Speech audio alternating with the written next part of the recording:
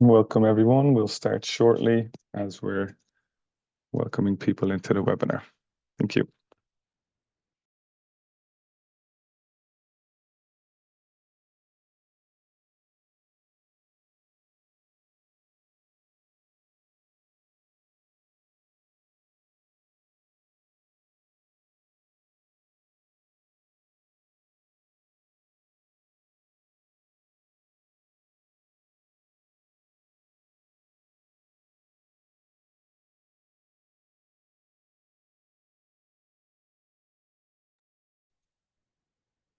So good evening, good afternoon, good morning, everybody.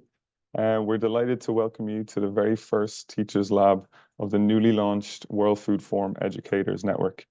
My name is Oisín Gill, and I'm leading the education program here at the World Food Forum in FAO's Office of Youth and Women. So as we embark on this exciting journey together, I want to extend a warm welcome to all of our educators, our partners and guests who have joined us from around the world. I want to begin today's session by sharing more information on the World Food Forum. So we're a youth-led global network, and as I mentioned, we're a food and agricultural organization of the United Nations Office of Youth and Women. Our mission is to empower young people to actively shape agri-food systems to achieve the Sustainable Development Goals and create a better food future for all. The Educators Network under the World Food Forum's education program will serve as a community of practice for agri-food systems education, bringing together educators from formal and non-formal backgrounds. Our main goals, as you can see on the screen, are to provide a collaborative space for you to engage in meaningful discussions, share resources, and develop new competencies. To our 4 focus areas, teachers' labs, network meetings, discussion spaces, and education resources, we're committed to supporting educators in their vital role. Today, we'll delve into our first Teachers Lab of the year, the first of a series of interactive training sessions led by agri-food systems experts in their fields. Each lab offers a wealth of insights and resources to enhance your teaching practice, from incorporating innovative methodologies into your curriculum to spearheading community engagement projects. The labs empower educators to shape the future of education. Today's session, titled Behavioral Science for Educators, How to Communicate Effectively Around Agri-Food Systems Education, is designed to introduce you to the principles of behavioral science and its application in education. We'll explore the importance of effective communication and teaching about agri-food systems, share practical tools, and discuss strategies to engage and inspire our learners. I'd like to take this opportunity to thank our expert speakers and session contributors, FAO's Office of Innovation, FAO's Office of Climate Change, Biodiversity and Environment, Lucia Aguirre, Behavioral Science and Education Specialist, and Anastasia Tikhanova, Sustainable Agricultural Innovations and Behavioral Science Consultant, and Sophie Egan, the Director of Strategy for Food for Climate League. So throughout the session, we invite you to actively participate in the discussions, share your experiences, and take full advantage of the resources and support offered by all network members. As you can see on the screen, we'll go through this introduction, so main learning content, so an introduction from FAO's Office of Innovation and the work there. Then we'll share a practical case study from within FAO, and then looking at key skills and competencies from that case study and tools to be used, but then also key skills and competencies on communication and how we can incorporate these into our classrooms and education programs. Towards the end, we'll have a Q&A session. So throughout this session, please feel free to share information in the chat from where you're from, where you're joining from, your work that you're doing. We do want to bring this as a community as much as possible. And then also any questions that you have for our speakers. And then at the end, we'll conclude. But for now, I want to pass over to our first speaker, Lucia. The floor is yours. Thanks. Thank you, Oisín, and thank you all for being here. I see already 62 people online, so it's really a pleasure to be here with you today. So my colleague, Courtney Price, who leads the Behavioral Science for Innovation initiative at FAO, cannot join us today. So I will do a remix of a little bit of the approach of the Office for Innovation at FAO, and also a bit of my thoughts on why it's important to apply behavioral sciences to expand the impact of education, and what are those very, very key principles that are important to have into account if you are just starting to test the waters of behavioral science or educations. Next, please. So just a few words about FAO, or FAO, as we call it in some languages. The Food and Agriculture Organization of the United Nations is a truly global organization with 195 member nations and present in over 130 countries. Next, please. So what we do, it's of course a very important and ambitious goal, which is achieving food security for all and making sure people have regular access to enough high quality food to lead active and healthy lives. So as you can see, it's indeed a very ambitious mandate, which requires, of course, the collaboration from many sciences, many fields. So one field alone cannot do the whole job, and this is why behavioral sciences have started to become very relevant and get a lot of traction in this important mandate of FAO. Next. So we deliver this mandate through 4 strategic areas, or they're also called 4 betters, which is better production, better nutrition, better environment, and better lives. But basically, if you think about it, this all comes down to behavior. So what FAO wants to do is actually to promote that actors in all of the relevant places of the value chains, from producers to consumers, from farmers to policymakers, really take the actions and the decisions that are needed to make this mandate possible.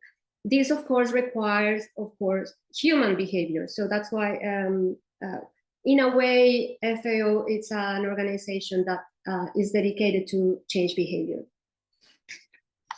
Next. So how do we do this? So if we know that success of a very ambitious goal and the mandate comes down to what people do, what people in different places, in different sectors do, we need to understand what blocks these transformative actions and what are the drivers of behavior change at all levels. So we do understand that changing behavior and shifting behaviors is a key. And so how we do it? Next. So I think what the main use of behavioral science is a little bit overcoming what is called the business as usual approach to behavior change. So let's imagine that there are different international organizations, different educational institutions that are all working towards better food security and food for all. So what it used to be very common, not only in the food and agriculture realm, but in many international development domains, was to rely a lot on knowledge generation and transfer, information, capacity, and training. And we do know all those things are essential. So as you see those words, you probably think, okay, this is all education. But is this enough? And you probably will relate to this because in many places, they want teachers and educators to do magic. And of course, we need to enrich the approaches of education and knowledge transfer just to expand the impact of them. So next. So at this point, it's very important to understand what really drives human behavior and what we do. So I said at the beginning this was a bit of a remix. So let me move to some of my thoughts on why this is important and how can we move beyond this business as usual perspective on human behavior, and how behavioral science can help us expand the picture of why humans do what they do, or what humans we do what we do. And how these ideas are still dominant, but they are rapidly changing. So next, please. So I like to use this metaphor of expectation versus reality, and please allow me the informality to bring some of the social media most popular type of meme. I don't know if you have seen it. This is very popular on social media. It's a type of meme in which we show what is the expectation, what we expect, how we expect to be seen, how we have an image of ourselves, and what is actually the reality. And I think for many years, the behavioral science, even the early behavioral science, and policy that intended to change human behavior had an expectation of human behavior that was a bit far away from the reality. So this expectation versus reality meme just tell us, this is a version of ourselves that in many cases it's more rational, better looking, but we humans are a lot more complex than that. So that's why we really need to understand how we really are. So let me just move on to the next slide to show you what is this expectation of how humans are supposed to behave. So the expected version of human beings is that we do cost and benefit calculations. So we are supposed to be very good to understand the pros and cons on the different options and then go for the most rational choice. We are supposed to make decisions based on information. So if we receive new information, we should be able to switch our beliefs and then change, adopt a new action. We see that in many cases that is hardly true. For example, there is a phenomenon called motivated reasoning, in which we actually tend to believe information that already aligns with our previous beliefs. So this is, of course, a barrier to behavior change and to mindset change. We are also supposed to be driven by self-interest, but we also know that this is not always the case. It doesn't mean that we humans are not driven by self-interest. We are, but in many cases, we also act in pro-social ways, and we are more influenced even by social norms, but by our own personal preferences. And this idea that intention leads to behavior, but this is true apart, like more or less in 40% of the time. So please next. So just to show you a very simple example, if we were so rational and we just took into account cost and benefits and information, these two bunch of bananas would be exactly the same if we see them in a supermarket, but we're very likely to have a different interpretation just by the fact that one of them seems to be discounted.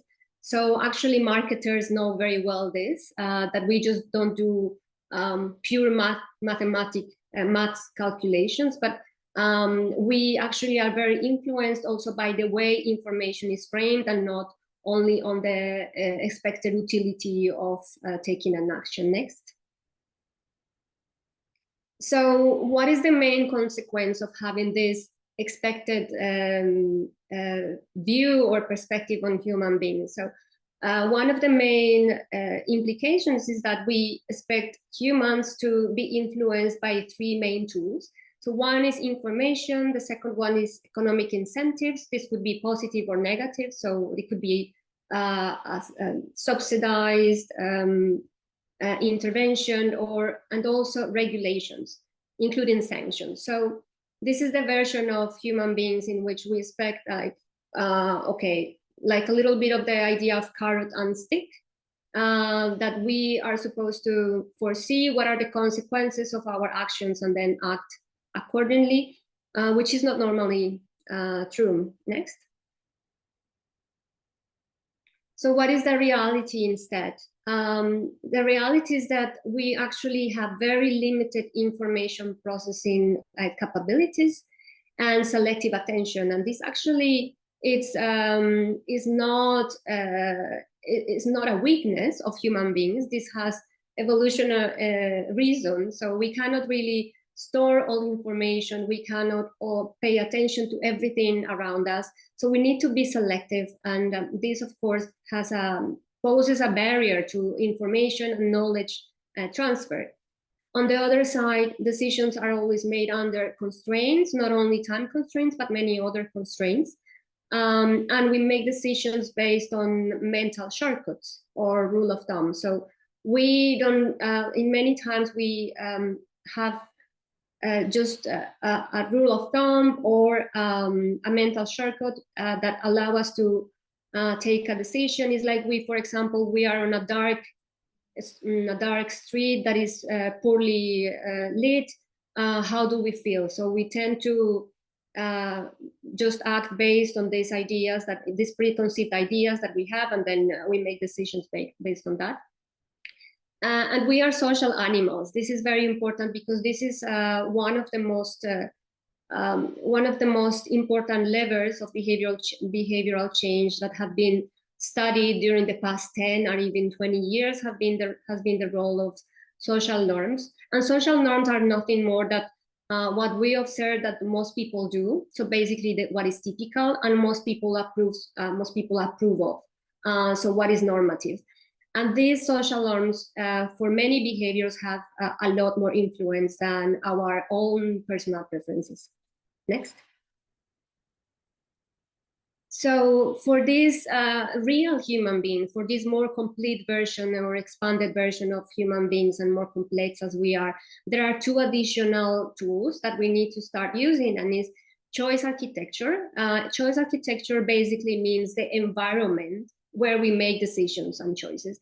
And choice architecture and this environment in which we make decisions can have a lot more influence than only information or knowledge transfer. So here is just a quick example of one very successful intervention in different schools. It's a hand washing intervention, and this simply was putting little footprints on the floor just as a reminder to students to wash their hands.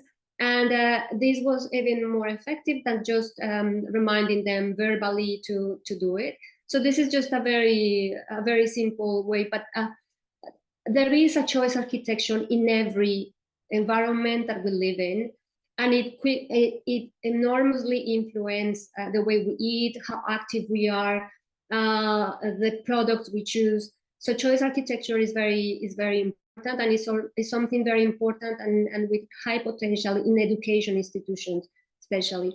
Social norms are already mentioned, so I'm just going to go through the next slide, please. Just a quick note on time. Thanks a lot, Lucia. I'm just running a small bit, so 2 minutes. Okay, perfect.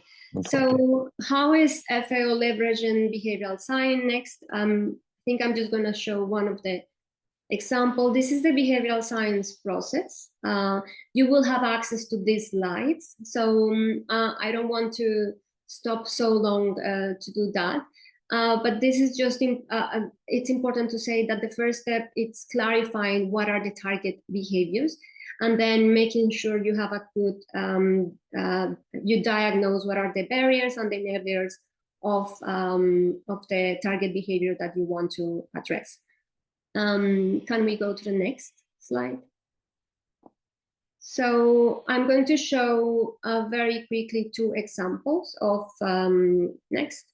So one example on the food choice. So this is an example of an intervention on choice architecture. Next, on the actually one of the FAO canteens, like for workers. So the problem was basically that people did not select healthy foods at a cafe. And the target was, of course, to make them select more healthy foods, understood as fruits and veggies. So next. This was the way that the problem was diagnosed. So there was a problem with convenience, with salience or visibility of these healthy foods, and cost was a barrier. But because people were feeling they were not so willing to pay for fruits and vegetables because they were comparing those prices with the prices of the supermarket. Next. So what they basically did was working on choice architecture. So they placed foods that were more healthy at the eye level, alongside the flow of food traffic and close to the cashier. So you probably have noticed in many countries, at least in my country, is like that. The least healthy foods are always next to the cashier. And that's a choice architecture interventions that supermarkets are doing to us. So you can reverse that and put in just healthy foods at the eye level next to the cashier and just make them more accessible. And that actually next had a result in increasing the average proportion of healthy foods targeted by the intervention. I think I'm gonna okay, next, please. And just very quickly, just to show a very last example on climate resilient decisions. This is an example in Kenya, next. What I would like to highlight about this example is that it doesn't mean that you cannot convey information in a behaviorally informed way. So information and knowledge transfer is still important. What behavioral science brings to the table is the way you can do it. So next. In this intervention that was aimed at making farming more climate resilient, they tested an emotional framing to communicate weather information versus a standard scientific weather forecast. And they found that having a more emotional framing based on the local values, such as community pride, was more effective. So this is what I would highlight of this final case. And then please next. Next, and yeah, so that was the key result, and weather information led to better decision and plans in both treatment and control groups, but it was more effective in those that were framed in an emotional way. Next. My final key takeaways are one, that you can actually go beyond knowledge and leverage social norms, communicating what learners' peers are already doing. So working a little bit on peer pressure and choice architecture, reflecting with learners how to modify the physical environments where they make such choices. With this, I finished. Thank you so much for your attention. Thanks a lot, Lucia. I know we have to run quickly at the end. But yeah, like you said, we'll send out the presentation afterwards. And as we're going through this, please do feel free to share any questions in the Q&A. We'll be able to answer them directly.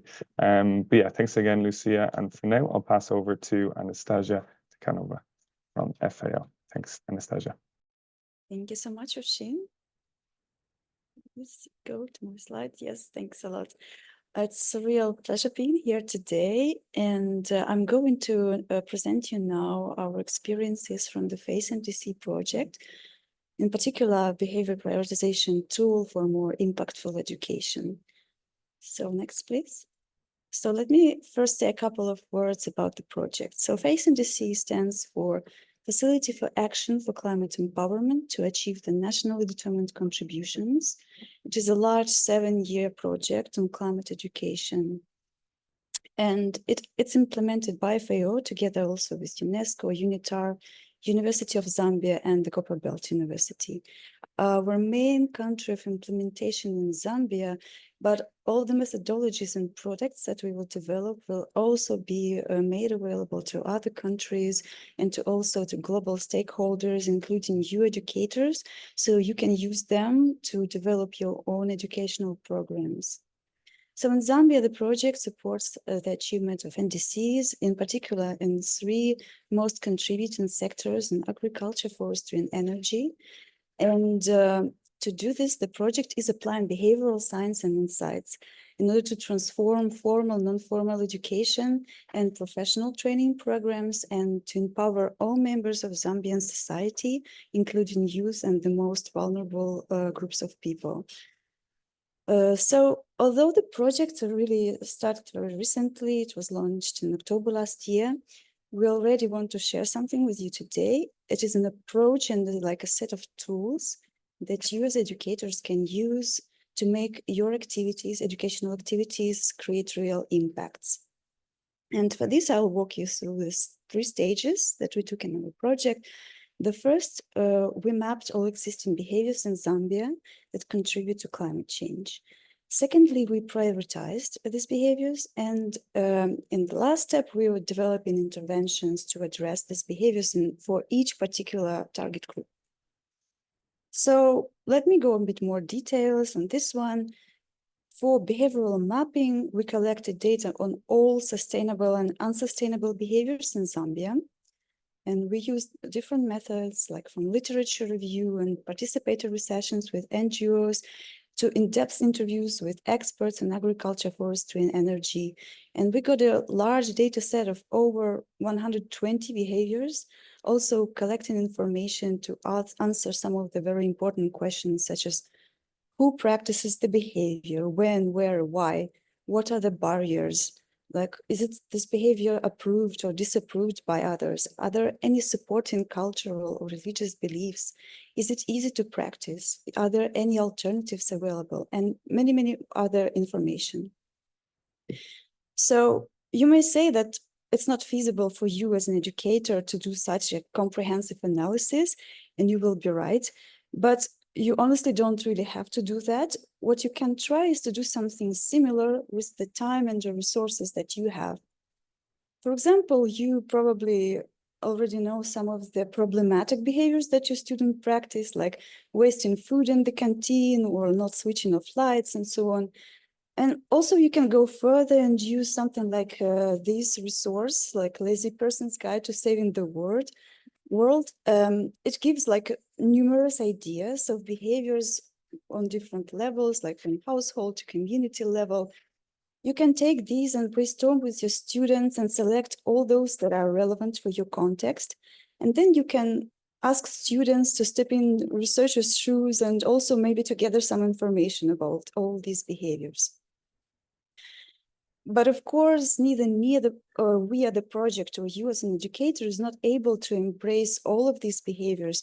It's overwhelming and simply impossible. So what you need to do is to select a few most important to focus on. So you need to prioritize. And one simple way to do this is to use the behavior prioritization tool, which you are going to show you now. It's very effective and many international practitioners are already using it.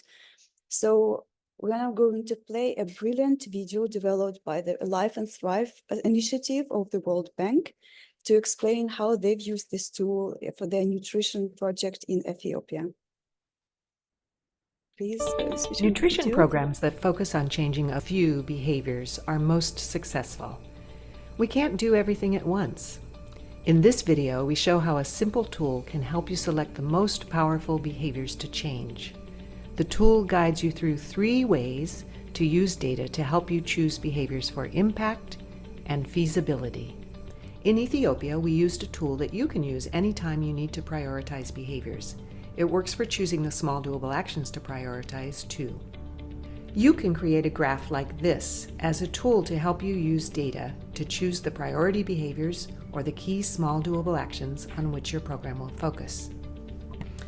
You'll consider each behavior's impact in 2 ways. First, does the action have a high impact on the baby's health and nutrition?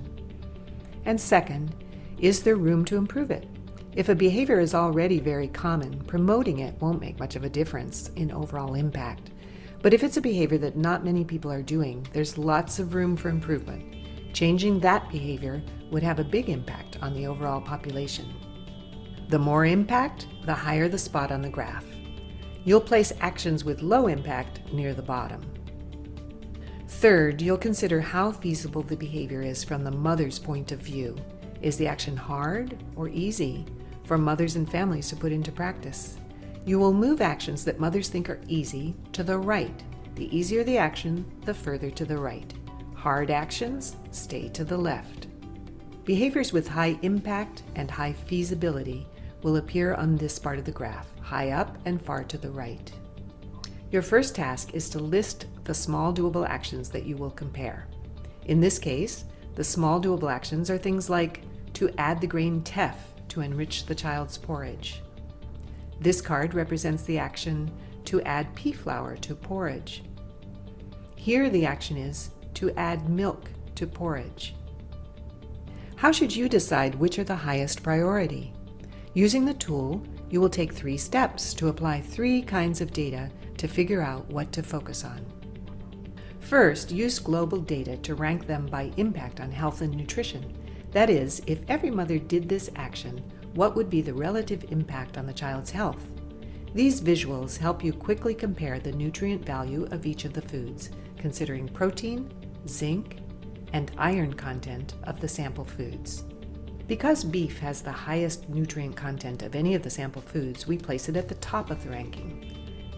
You can see that eggs are the second most nutritious. Look how low the nutrient content of banana is by comparison, so it goes to the bottom.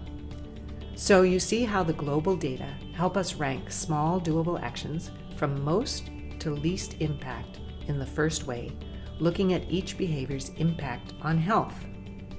Second, you can use local data on current behaviors to identify the foods that Ethiopian babies are not eating. That's where there is room to improve.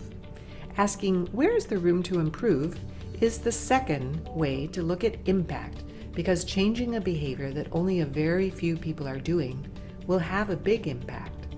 As you can see here, most mothers are already feeding their young children grains every day, so you will not gain much by increasing this behavior. So we move grains down on the impact ranking since there's not much room to improve. What about meat and eggs? Only 2% of children 6 to 24 months are fed beef, and only 10% are fed eggs. Big gaps. We can keep those at the top because there's a lot of room to improve. So by the end of this step, you've used 2 ways to rank all the possible behaviors from highest potential for impact to the lowest. Third, we use data on how hard or easy it is to put each small doable action into practice from the family's point of view. In our formative research, we heard what mothers had to say about feasibility of the behaviors. Mothers told us, "We have meat only on celebration days, just a few times a year." Since mothers told us that it was hard to access meat, we can leave flesh foods on the left in the hard category. Our chickens lay eggs. We asked, instead of selling them all at the market, could you hold some eggs back to feed your baby? Now that I realize how important it is for my baby, I can sacrifice a few cents to try it out. Easy. But some mothers told us 6-month-old babies cannot digest eggs. these data show that feeding eggs is not so easy, so let's move it back a little bit toward hard. Notice that it remains in the same vertical position, not moving up or down, only left or right, while we're considering feasibility. We cook with pea flour often, and it's easy to add some to my baby's porridge. Easy. Dark green leaves are plentiful and cheap. Easy. But kale will make my baby's stomach hurt. Well, a little less than easy. We don't have a cow, but when we get milk from neighbors, add it to the baby's porridge. Most days of the year, it is hard to find fruits. I feed the baby grains every day. As we can see, there are 2 small doable actions, feeding the baby eggs and feeding the baby pea flour, that are both high impact and high feasibility. These are wise choices for the key small doable actions to promote. Thank you very much for playing the video. You must agree that it's like a brilliant video that has explained how to use this tool in simple way, but also the tool is very easy to use and you can do that too. And we used it in our Face NDC project. But of course, because the project is very big, we selected many more behaviors to focus on. But I just wanted to show you a few examples here on the slide. Like the bubbles you see represent the prioritized behaviors, unsustainable behaviors in red, and climate-friendly behaviors in green. So some of the bubbles are bigger, having larger impact on climate change, such as using charcoal to produce energy for cooking and other household needs, while other bubbles are smaller. So these behaviors have less impact, but those are easier to adopt, such as soaking beans overnight before cooking, for example. So you might wonder at this stage, how am I supposed to know which behaviors are more impactful and which are easier to adopt? So there are several simple ways to do that. Even if you don't have time for a comprehensive literature search, Well, for example, this one, we probably saw these monuments visualizing a real size of 1 ton of carbon, like CO2. Researchers also calculated quantities of actions that you can take to produce this 1 ton of carbon. For example, you can take one flight from Munich to Tel Aviv, or you can drive 4,000 kilometers with a car, or you can moderately consume beef for 7 years, and it will produce the same 1 ton of CO2. And it gives like really good impression about how different behaviors have different impacts, right? But what else can you do? Engage your students as much as possible. You probably know the best, like you and together with your students, know like have the best knowledge about what are the barriers to the behaviors. For example, what constrains them from cutting down their beef consumption or taking a bike to school?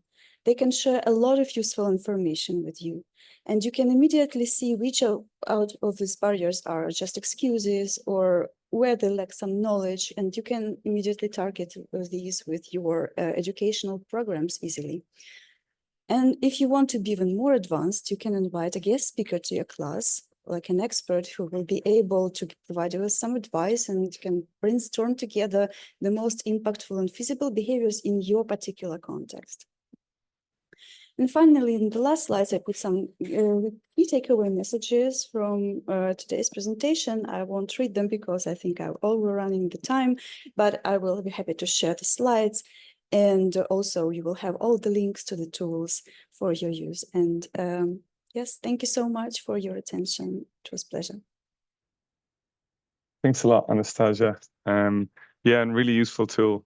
Really good to see how that works, and translating from the local also to the global side and prioritizing different behaviors. But yeah, thanks a lot. And yeah, continue to put in your messages, questions in the chat and the Q&A, and we'll endeavor to get to as many as possible. And we'll also share that Q&A and chat afterwards. So thanks again, Anastasia. And now for our last speaker of today's session, over to Sophie Egan, Director of Strategy for Food for Climate League. Sophie. Hi, everyone. It's wonderful to be with you. Really phenomenal presentations. Thank you, Lucia and Anastasia. And I'm so excited about that tool. So today I'm going to talk to you a little bit about Food for Climate League, which is a nonprofit working to make climate smart food choices the norm. And we really are going to focus this portion on communication and narrative strategies that can dovetail with many of the behavioral strategies and the underlying science that you just heard. Next slide, please. And I should note, first and foremost, what is climate smart? We really define this in the most broad sense, meaning a diverse and delicious menu, a wide array of ways to eat in a manner that supports one's own health and that of the planet. And that includes everything from more biodiverse eating to plant forward, reducing food waste, as we've heard a number of times, eating seasonally, locally, as well as a big area that we work on, which is sustainable aquatic foods. Next slide, please. You also heard the power of norms. And I want to start with, first and foremost, just saying, why do we focus on this? Our organization is born to address these problems, which are substantial. And I think in the interest of time, I'll skip this slide. Next slide, please, and focus on the solution. Food is the single strongest lever to optimize human health and environmental sustainability on Earth. This is a quote from the Eat Lancet from a number of years ago, and we take this as a huge call to action. But I also share this quote and the previous slide to illustrate right out the gate a simple reframing technique from problem to solution. And as humans, this simple reframe, we have a whole training as Food for Climate League on reframing narratives, is actually an incredibly powerful shift in one's reaction to information. It goes from feeling paralyzed, oh my gosh, I'm overwhelmed. What can I as one person do about these huge problems, to inviting someone in as a participant in the solutioning, in the linking arms to tackle this head on, and in providing hope and agency. Next slide, please. So that's really kind of the backdrop, but what we focus on at Food for Climate League in particular is perception, and perception as a key barrier to more people adopting more climate smart food behaviors. All too often, we see that people simply believe sustainable food culture is not for them. It's seen as elitist, flavorless, unsatisfying, expensive, difficult. The list goes on. We also really know that how do we shift perceptions? One of the most powerful tools is narratives and storytelling. All of you as educators, informal or formal, are ultimately storytellers, communicators. And what we really focus on with narrative is, these are stories that we collectively convey that contribute to people's interpretations of the world. That's how perceptions are shaped. These narratives are not developed by one person just in their head, but really by this kind of cacophony of language, iconography, and imagery developed over time. And that's essentially sort of, all around us. We're swimming through these narratives on a daily basis. They're in culture everywhere and at every level, at the household, neighborhood, community, city, national, and even global level through social media and other trends. So shifting public narratives can actually drive new trends. It can shift supply chains, soften the ground for politicians to engage in topics that were once thought taboo. And it can even encourage new social norms, which, as we heard, is a critically powerful tool for shifting behavior.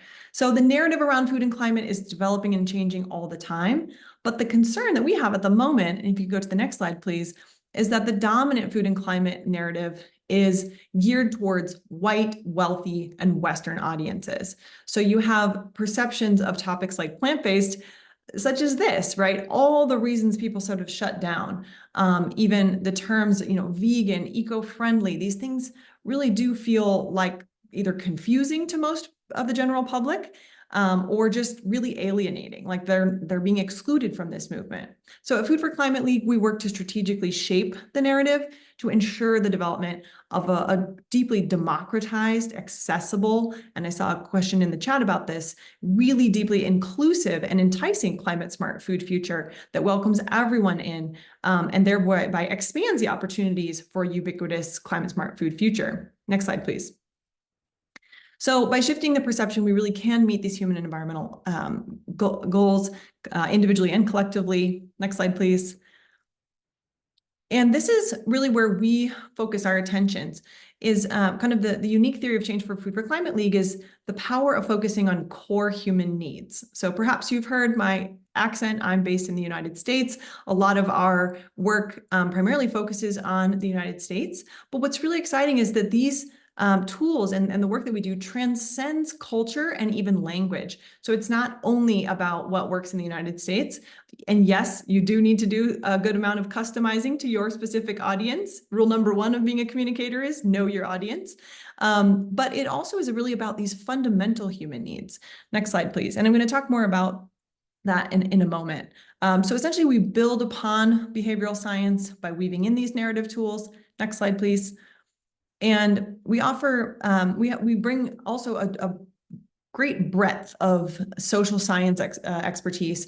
And you'll see two of us are authors of books. So communicating words, storytelling, this is what we live and breathe. Next slide, please. But really, again, kind of pairing with research. And we also conduct a lot of message testing. So our organization is, small and mighty, women-led. We've been around since 2019, worked with a wide array of partners.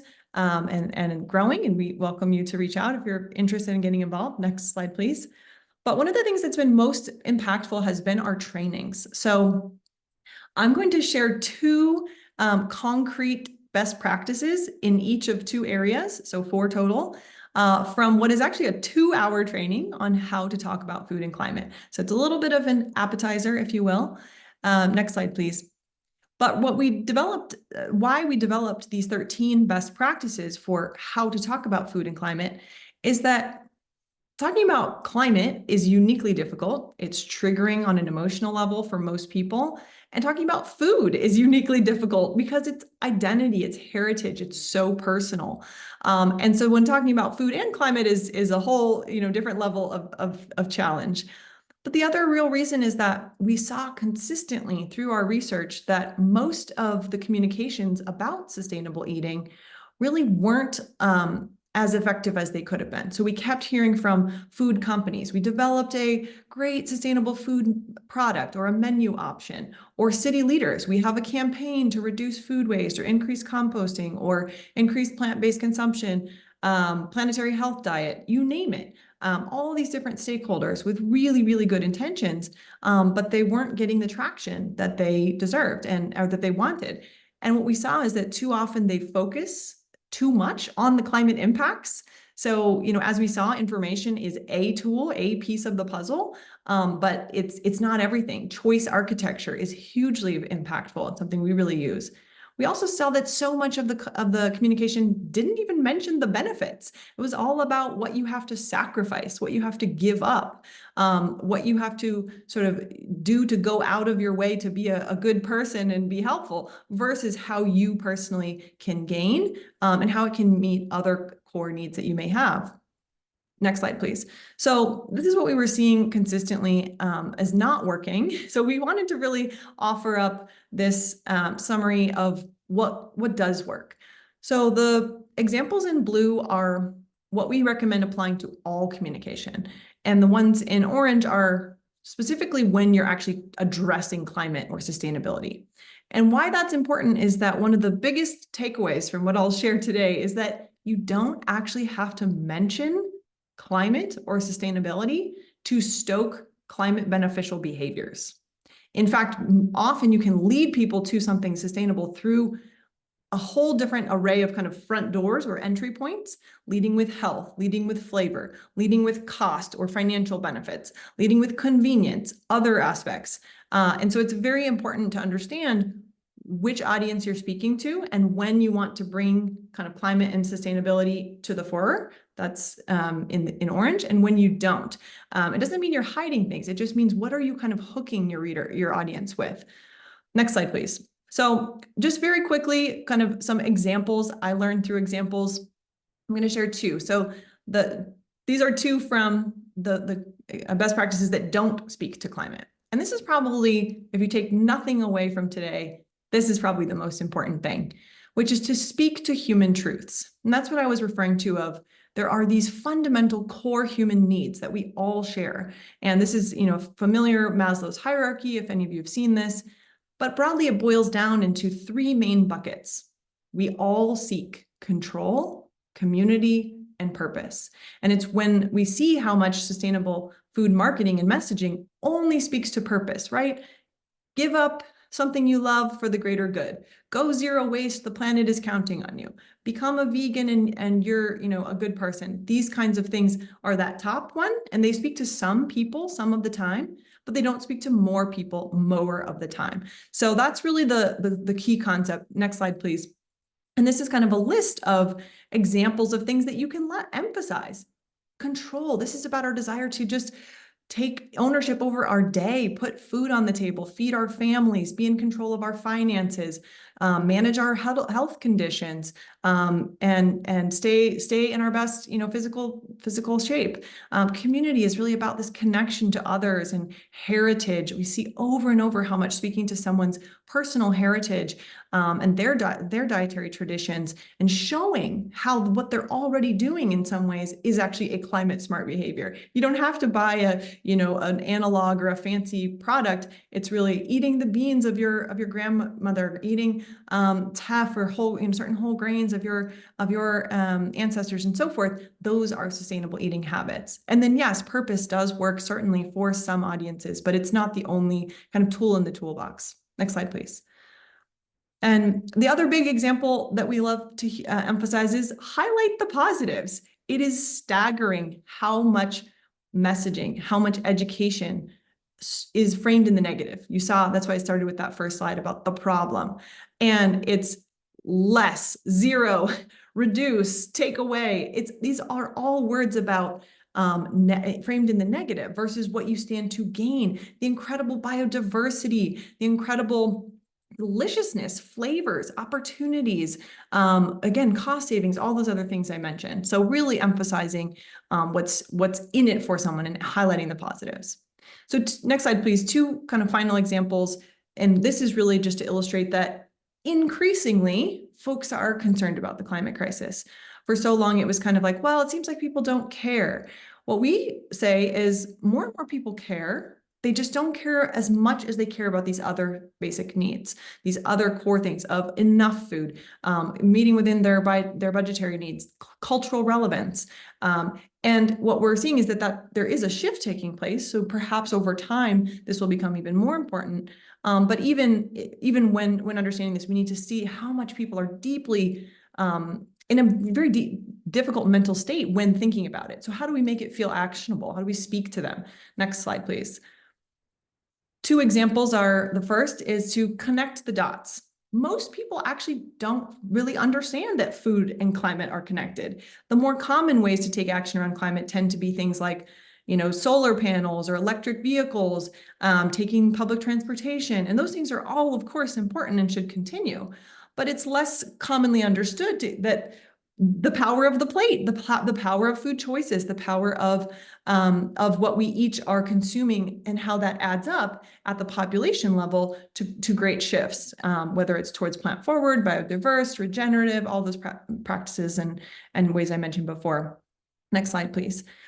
Another example in this one is to recognize the variation in experience. And what we mean here is that, people experience the climate crisis differently depending on their station in life. So it could be race, socioeconomic differences, geographic differences, whether you're a parent or not, meaning you have children or not, what year you were born, generation, if you have a business, if you have lived through a major climate crisis, an example of climate breakdown or not. So what can be really helpful is making it not seem like this distant thing, right? Sometimes campaigns feel like the climate crisis is affecting those people over there on the news in this certain part of the world, and actually really showing the collective us instead of them. It's a simple reframe that we're all stakeholders in this, but also understanding that it's not a one-size-fits-all approach. Next slide, please. So I hope you've kind of gotten a little taste of how building upon some of the well-known science in terms of behavior change by also leveraging certain communication strategies can be an even more effective way for you to engage your audiences and drive these climate beneficial behaviors. So I'll hand it back to you, Oisin, and thank you so much. Thanks so much, Sophie. Yeah, it was really fascinating, sort of bringing everything together as well at the very end there. So it's it was really good to see the different ways that we could all speak to our own truths, and what works for somebody mightn't necessarily work for everybody, and really sort of addressing, also maybe linking with Anastasia, and addressing some behaviors as well by speaking to what you know yourself. But yeah, so we do have another 7 minutes left. So I know I've seen Lucia, Anastasia, and Sophie and Grace and our colleagues have been working tirelessly to answer as many questions that have been in the Q&A. So so that's really good. I hope as many will be addressed as possible. But we do have another couple of minutes. So if you have another question, please do pop it in there. But just first of all, to answer some of the questions on how we can sort of gain more support or collaborate from our side within the Educators Network for the World Food Forum. That is one thing that we're trying to bring a community around educators across the world. So there will be sessions like this on several topics, but also sort of networking meetings where we hope to share collaboration opportunities for yourselves. So I see some of these already been posted in the chat. So that's something that we want to do with these network meetings and across this Educators Network. So yeah, if you haven't already signed up, please do. Grace has put it in the chat there. So thank you very much. But I'm just going through some of these questions, and I might sort of drop them across. So one question here from Libby: how can data from these indicators be used to inform future climate policies and initiatives? So Sophie, Anastasia, Lucia, anybody want to address that question?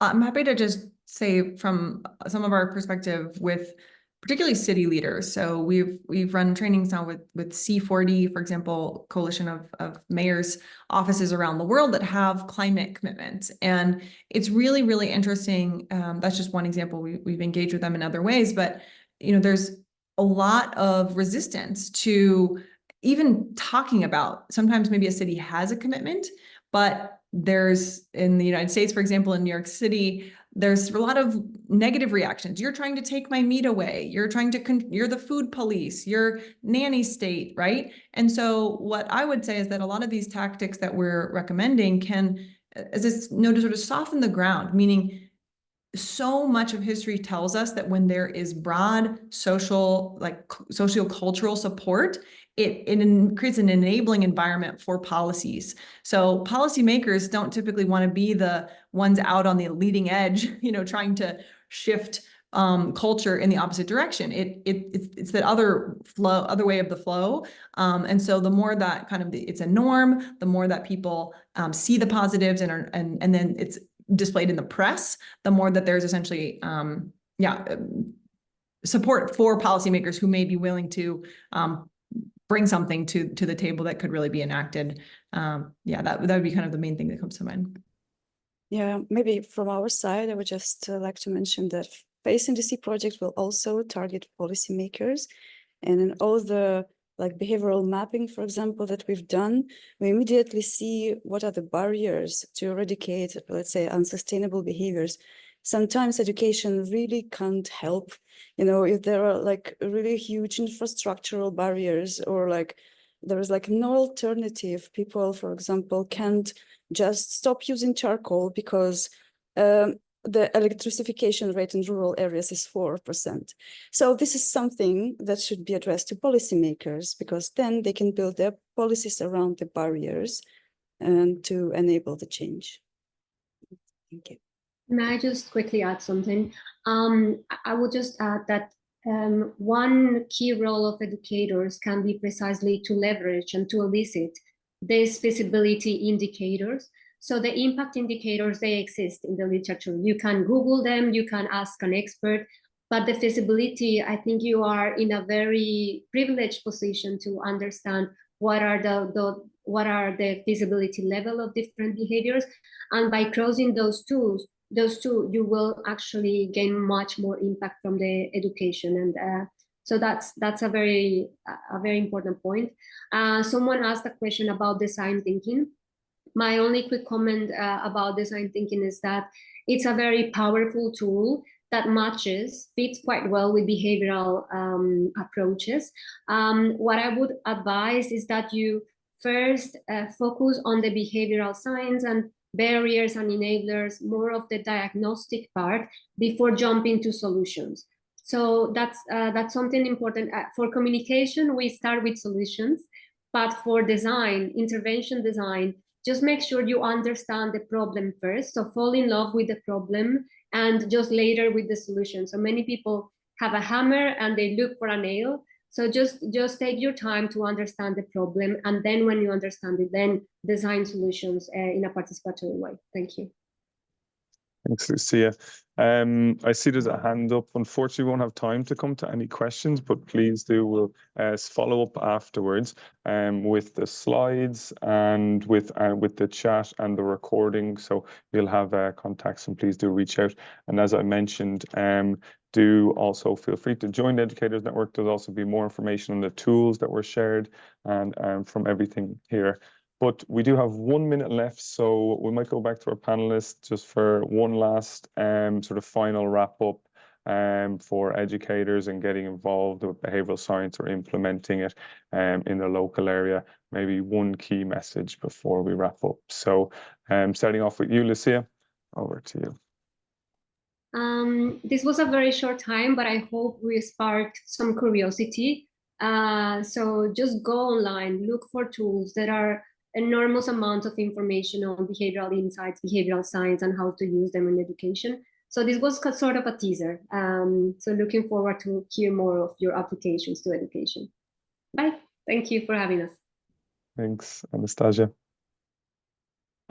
Yes, so thank you so much. It was a real pleasure, and I hope the context can also be shared. And as we said, the project is global. It means that we will be making available the methodologies and products to all the countries, and we will pilot the methodologies. So I hope it sparked interest and that you are willing to change behaviors for real impacts. And yes, we're happy to continue with the series of labs. Thank you, Anastasia and Sophie. Great. Yeah, I think I would say, just lean into the real influence that you have as educators, formal or informal, but also know that there are these tools at your disposal. You don't need to sort of be starting from scratch or making it up as you go. There are kind of proven techniques that can make what you're educating about or how you're engaging your audiences even more effective. So it's more just to kind of remind yourself of what's out there, and also to situate your own education information within these other kind of food environment strategies and techniques, from choice architecture to design thinking to these other behavioral change techniques, and work with other stakeholders so that your piece is more part of this system that's creating an enabling environment for your audience to achieve the behaviors that you seek. Fantastic. So that brings us to the end of our first Teachers Lab and the launch of the Educators Network. A massive thank you to Lucia, Anastasia, and Sophia for your presentations. As I mentioned, we'll be sharing these afterwards with everybody. So bear with us. We'll send out all of the information and how you can get in contact. But finally, if you haven't, please do join the Educators Network, where we hope to share more information on behavioral science, on other topics, and also to form collaborations across the network. So thank you very much, and I hope you enjoy the rest of your day. Goodbye. Bye, thanks. Thank you. Bye. Thanks, everyone.